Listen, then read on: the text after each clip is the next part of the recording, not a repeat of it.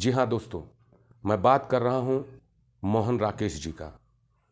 दोस्तों, आपको पता होगा कि हिंदी रंगमंच में और अन्य गद्य विधाओं में, चाहे वो निबंध हो या कहानियाँ हों, मोहन राकेश जी का एक अपना अहम स्थान है। मोहन राकेश जी जो अमृतसर में पैदा हुए थे, 1925 में पैदा हुए थे। दोस्तों, इनकी एक रचना है, इनका एक नाटक है जिसका नाम है आषाढ़ का एक दिन। ये तो आपने पढ़ा होगा, और अगर नहीं पढ़ा होगा तो अब पढ़ना शुरू कर दीजिए। जी हाँ दोस्तों, महाकवि कालिदास जब कवि नहीं थे, यानी कवि बन रहे थे, उस वक्त उस दरमियान का जो चरित्र चित्रण और कथानक उठा करके मोहन राकेश जी ने इनके विषय में लिखा है, मैं कहता हूं कि वो कालजयी रचना है। नाटक में आषाढ़ का एक दिन, इसका नाम भी इतना बढ़िया है, आषाढ़ का एक दिन। आषाढ़ का एक दिन का जो तात्पर्य है वो ये होता है कि उत्तर भारत में सावन से पहले एक नक्षत्र लगता है, उसका नाम है आषाढ़, जब बारिश आती है और गरीब किसान मजदूर, इनके जो घरौंदे होते हैं, इनके जो छप्पर होते हैं, वो आषाढ़ के झरोखे में, आषाढ़ के जो बूंदाबांदी होती है आषाढ़ में आषाढ़ में जो एक आंधियाँ आती हैं और झिमिर झिमिर करके एक बारिश होती है, उसमें इनके घरौंदे सब बेकार हो जाते हैं। वास्तव में ये करुणा का समय होता है और ये बहुत बड़ी करुणा की बात होती है जब एक गरीब का घर आषाढ़ के समय में गिरता है। ठीक इसी कॉन्सेप्ट को मोहन राकेश जी ने उठाया था, क्योंकि कालिदास कालिदास इस मुल्क के, यहाँ तक कि पूरे विश्व के वो ऐसे कवि हैं जिनका इतिहास में संकलन लोगों ने, या तो हम यूं कहेंगे कि नज़रअंदाज कर दिया, या यूं कहेंगे कि कोई तथ्य नहीं मिला उन्हें, लेकिन मोहन राकेश जी ने ये कॉन्सेप्ट उठाया और लिखा। कहते हैं कि हिमालय के वादियों में एक गांव है, उस गांव में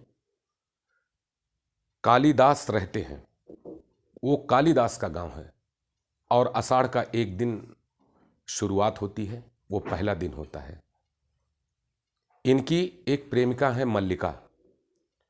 चूंकि दोस्तों, कालिदास जब भावनात्मक रूप में कोई कविता लिखते हैं तो इसकी कौन कदर करेगा, इसलिए उनकी एक सहपाठी या उनकी प्रेमिका थी जिनका नाम है मल्लिका। मल्लिका बहुत इज्जत करती थी और मल्लिका ये चाहती थी कि कालिदास कवि कालिदास के रूप में प्रस्तुत हो और इतने महान बन जाएं कि पूरी दुनिया में इनका नाम हो। बस एक वक्त था, कालिदास की जिंदगी यूं ही चलती, प्रेम बागानों में यूं ही चलती रहती थी। नए नए कॉन्सेप्ट लिखा करते थे, मल्लिका को सुनाया करते थे। बस अचानक एक वक्त बीतता है। उज्जैनी राज्य, तो आप जानते होंगे कि उज्जैनी राज्य उत्तर भारत में पूरा जम्मू कश्मीर तक फैला हुआ था, जिसके सम्राट थे चंद्रगुप्त विक्रमादित्य जी। चंद्रगुप्त विक्रमादित्य के राज दरबारी कुछ कवियों ने हिमालय के उस गांव का दौरा किया, और जब कालिदास के विषय में सुना कि कालिदास इतना अच्छा लिखते हैं, इतना कुछ करते हैं, तो उनको ऑफर दिया गया कि आप राज दरबार में चलिए। वो राज दरबार में वो जाने के लिए राजी नहीं होते हैं। उनके जो मातुल हैं, ये संस्कृत भाषा है मातुल। मातुल का अर्थ होता है मामा, यानी वो अपने मातुल के यहाँ रहते थे और मातुल से उनकी बनती नहीं थी। फिलहाल मातुल ने भी समझाया, कालिदास नहीं माने। कालिदास के एक बाल सखा थे, उनका नाम था विलोम। विलोम ने भी समझाया, चूंकि विलोम भी एक कवि था, लेकिन उसकी उतनी ख्याति नहीं थी। कालिदास नहीं माने, मगर जब मल्लिका ने समझाया कि मैं चाहती हूं कि आप ख्याति प्राप्त करें और आपका नाम हो, अगर मुझसे आप प्रेम करते हैं तो मेरा ये कहा मानिए।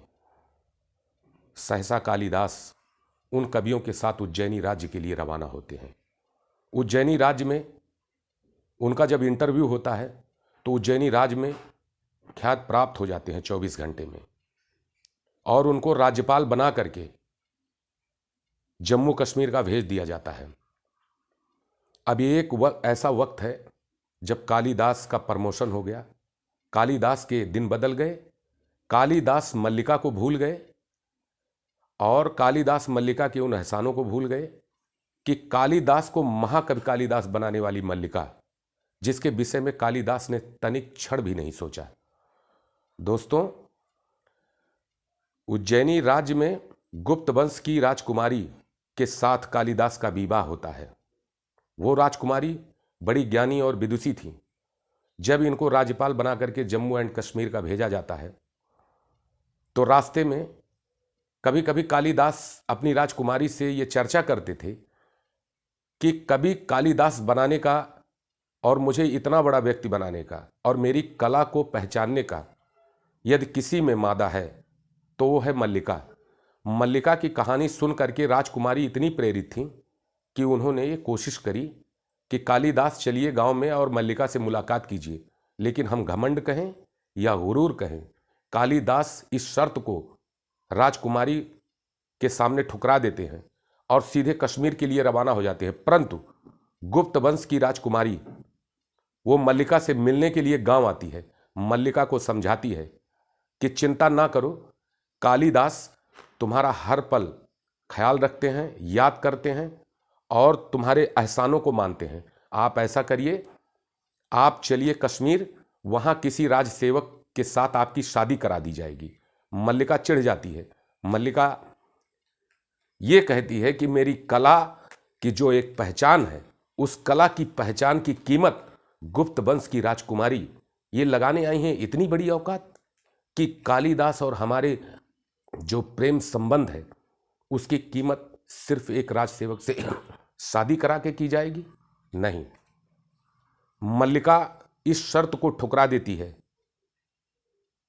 राजकुमारी को वापस कश्मीर जाना पड़ता है और वो कालिदास को बताती हैं। कालिदास कोई जवाब नहीं देते हैं। हमें फिर पढ़ते हुए ऐसा लगा कि कालिदास शायद अपने गुरूर या घमंड में थे कि वो मल्लिका के एहसानों को भूल गए। मल्लिका का दिन यूं ही बदलता रहा। विलोम जो कालिदास का दोस्त हुआ करता था, विलोम मल्लिका को चाहता था। मल्लिका से कई बार ताने मारता था कि उसी कालिदास की बात करती हैं जिसके पीछे आपने इतना वक्त गंवाया, उसको एक कला से कवि बनाया और उसने इतना ख्यात प्राप्त किया, उसके बाद भी वो मल्लिका को भूल गया और गुप्त वंश की राजकुमारी के साथ शादी करके ऐशो आराम कर रहा है और जम्मू कश्मीर में अब वो राज्यपाल बन गया। लेकिन मल्लिका को तनिक भी घमंड नहीं आया।